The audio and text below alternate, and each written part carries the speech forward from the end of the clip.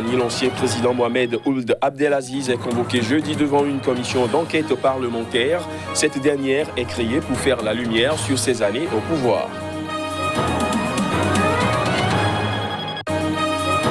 En République démocratique du Congo, l'état d'urgence sanitaire a été de nouveau prolongé pour 15 jours, une prorogation qui a provoqué des critiques de plus en plus vives d'une partie du Parlement. Et puis 2 mois après son déconfinement, Antananarivo, la capitale de Madagascar, est de nouveau placée en confinement, ceci en raison d'un regain de la propagation du coronavirus. On en parle également dans cette édition. Voilà pour les titres. Bonsoir à tous.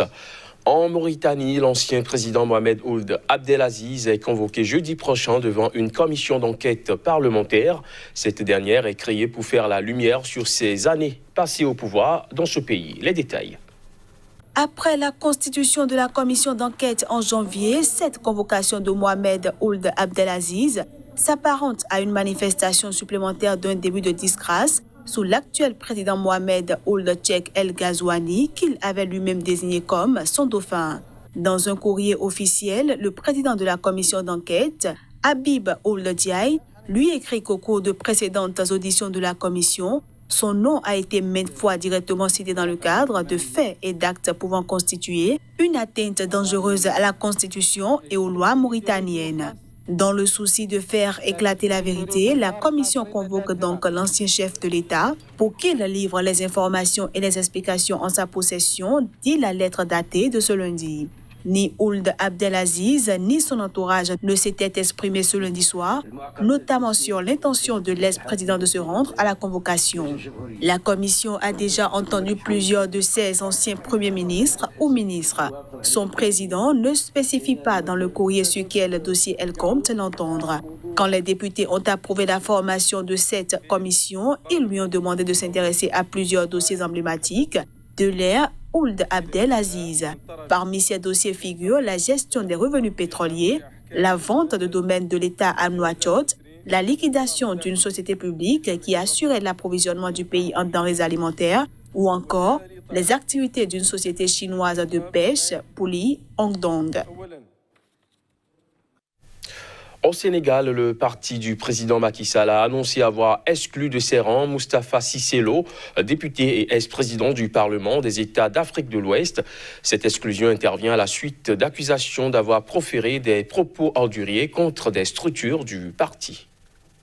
Accusé d'avoir proféré des propos orduriers contre des pontes du parti au pouvoir, Moustapha Cissé Lo a été définitivement exclu de la formation du chef de l'État Macky Sall. Surnommé El Pistolero, le vice-président de l'Assemblée nationale fait souvent la une des journaux pour ses écarts de langage et de comportement.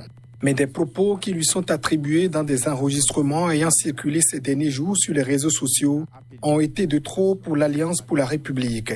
Elles sont particulièrement injurieuses pour le député Farba Ngom et le directeur du quotidien pro-gouvernemental Le Soleil, Yakam Ngom, tous 2 membres de l'APR et réputés proches du président Macky Sall.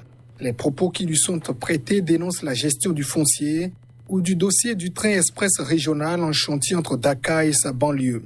Il serait sa réponse à des accusations de détournement de fonds à son encontre, a rapporté la presse. Compagnon de Macky Sall avant que celui-ci n'accède au pouvoir en 2012, Moustapha Cissé Lo ne s'est pas exprimé publiquement au sujet de ces enregistrements dont on ignore la provenance. Élu plusieurs fois député, Moustapha Cissé Lo, qui a dirigé le Parlement de la Communauté des États de l'Afrique de l'Ouest CEDEAO de 2016 à 2020, devrait conserver son poste de député selon un responsable du pouvoir. En Éthiopie, 5 hauts responsables d'un des principaux partis d'opposition Oromo ont été arrêtés depuis les violences qui ont fait 166 morts la semaine dernière. Ces violences ont en effet déclenché de nombreuses arrestations, notamment parmi les voix les plus critiques envers le gouvernement. Le président du parti Front de Libération Oromo, Daoud Ibsa, a indiqué ce lundi que 5 cadres du parti, dont 2 conseillers politiques, avaient été arrêtés ces derniers jours par les forces de sécurité à Addis Abeba. Le leader du parti d'opposition Oromo dit ne pas savoir pourquoi ils ont été appréhendés.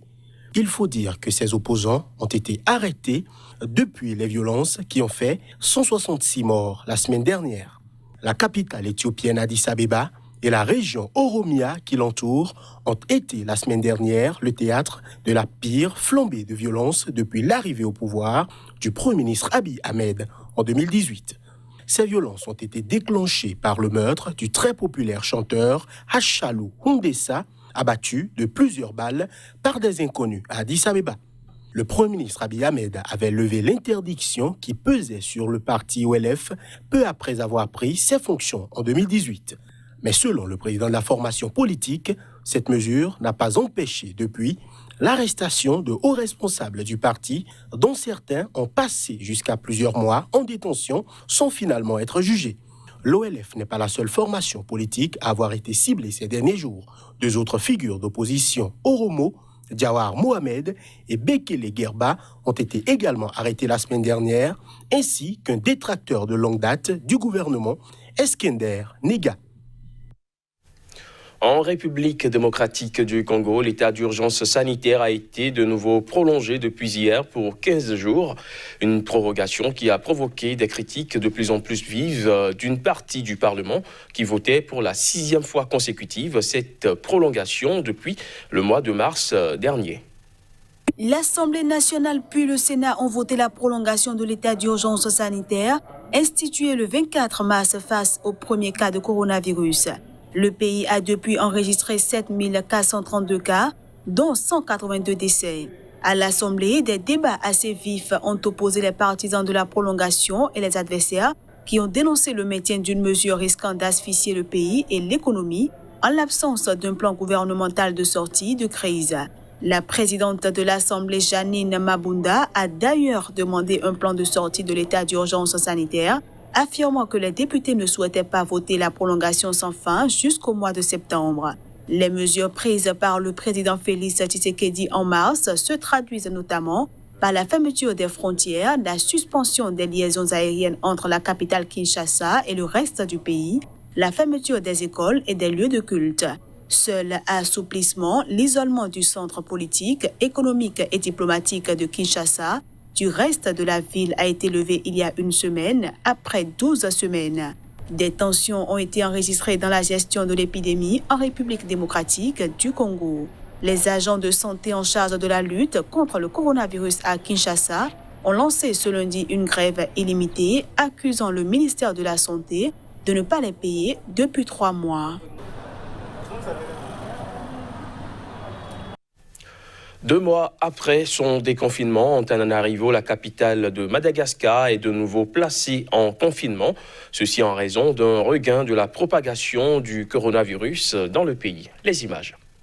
La région d'Analamanga, dont fait partie la capitale, retourne au confinement total, a indiqué un communiqué de la présidence de la République malgache au lendemain du Conseil des ministres. Ces mesures ont été prises pour cause de propagation de l'épidémie et l'accroissement des cas de Covid-19, explique le communiqué. Seule une personne par foyer a le droit de sortir dans la rue de 6h du matin à 12h contre 17h auparavant, ajoute le test. Effectivement, à Antananarivo ou à Analamanga, il y a un relâchement par la population du respect des barrières. Et voilà pourquoi on a eu cette recrudescence des cas et donc on est obligé justement de prendre les mesures pour faire respecter par la population justement les gestes barrières et pour pouvoir rompre la chaîne de transmission.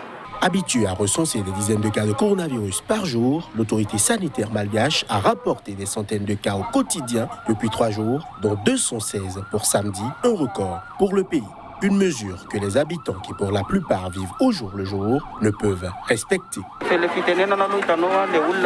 Vous savez, les petites gens souffrent. Ils sont tout le temps confinés. Je propose qu'on leur donne la possibilité de travailler pour gagner de l'argent. Cela soulagerait un peu. Mais là, le seul moyen qu'on trouve, c'est de les menacer. Laisser les gens vendre parce qu'ils sont en difficulté. Je suis vendeuse de sacs en plastique. On nous chasse et nous ne pouvons pas vendre alors que l'argent ne tombe pas du ciel. J'ai déjà vendu mes marmites et mon drap. Je n'ai plus rien à manger, rien à vendre. Où va-t-on aller ?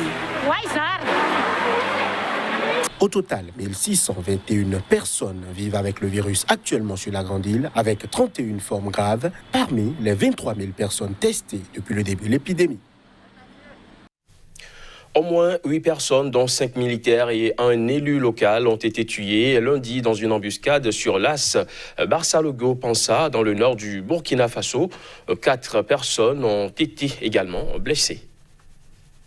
Des individus armés ont attaqué un convoi du maire de Pensa, escorté par des volontaires pour la défense de la patrie, corps de civils volontaires voulant participer à la lutte contre le djihadisme à Yentenga, situé entre Pensa et Barça-Logo. Souleymane Zabré, le maire et chef coutumier de Pensa, a été tué et 3 occupants de son véhicule sont portés disparus. Selon un élu local, 2 volontaires ont été blessés lors de cette attaque. Une patrouille de soldats accompagnée de volontaires en opération de ratissage pour rechercher les auteurs de la première embuscade est à son tour tombée dans une autre embuscade. 5 soldats et 3 volontaires ont trouvé la mort sur place. 2 autres volontaires sont blessés. Des blessés ont été conduits au centre médical de Barça-Logo, une commune voisine à 65 km. Et c'est dans le centre de santé qu'un des blessés succombe, précise une source gouvernementale.